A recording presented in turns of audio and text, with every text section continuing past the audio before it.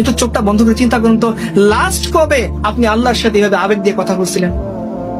সেই সময়টা কবে লাস্ট পার হয়েছে আপনার আমার জীবনের মধ্যে, যে আল্লাহ ভুল তো করেই ফেলছে, আল্লাহ গুনাহ তো হয়েই গেছে, কিন্তু আমি তো তোমারই বান্দা, আল্লাহ আমার গুনাহ তো তোমার রহমতের চেয়ে বেশি না, আমি তোমার কাছে ফিরে আসছি। বলেন আমরা লাস্ট কবে আল্লাহ সুবহানাহু ওয়া তাআলার সামনে এই আবেগ দিয়ে আল্লাহর সামনে আত্মসমর্পণ করে বলছিলাম, আল্লাহ বান্দা তো তোমারই, তোমার কাছেই ফিরে আসছি, গুনাহ তো তোমার সামনে নিবেদন করছি।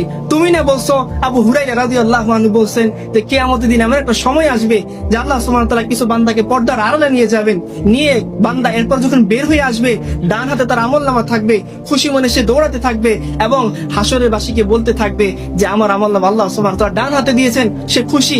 আবু হুরায়রা বলতেছেন যে জানো পর্দার আড়ালে কি হয়েছে? বলছে কি?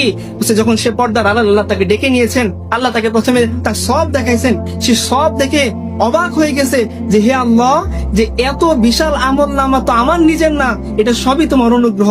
সেটা দেখে সে আল্লাহর কাছে সিজদায় পড়ে গেছে। বলছে এরপরে সে যখন সিজদা থেকে মাথা উঠাইছে, আল্লাহ সুবহানাহু ওয়া তাআলা তাকে তার গুনাহ দেখাইছেন, গুনাহ দেখানোর উপর সে ভরকে গেছে। সে বলছে আল্লাহ, যে পরিমাণ সওয়াব আর যে পরিমাণ গুনাহ, এই সওয়াব দিয়ে গুনাহ মাফ হওয়া সম্ভব না। সে ভয় আল্লাহর সামনে সিজদা দিয়ে দিয়েছে। আর যখন সে সিজদা থেকে মাথা উঠেছে, আল্লাহ সুবহানাহু ওয়া তাআলা বলতেছেন যে তোর এই ভীতির কারণে আমি তোকে সমস্ত গুনাহ থেকে মাফ করে তোকে ডান হাতে আমলনামা দিয়ে দিলাম। আবু হুরায়রা বলতেছেন যে তোমরা জানো না পর্দার আড়ালে এই কাহিনীগুলো হয়েছে।